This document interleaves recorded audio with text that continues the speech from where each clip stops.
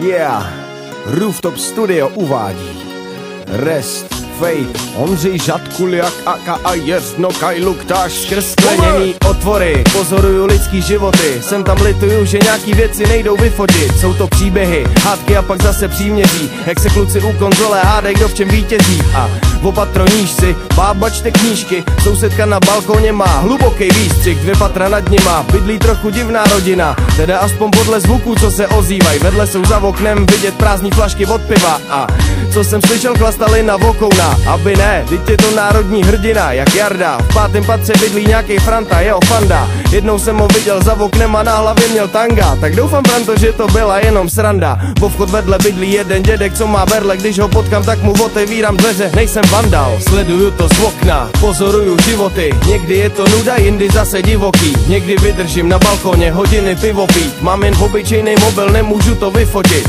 Sleduju ty okna, pozoruju životy. Někdy je to nuda, jindy zase divoký. Někdy vydržím na balkoně hodiny pivo pít. Jen se bavím, nejsem šmírák, co si ho vyhoní. Je to prdel vidět z balkonu na dveře hospody. Štamgasti, padaj na držky, zakopávaj voschody. Sleduju ulici, ožralý, slav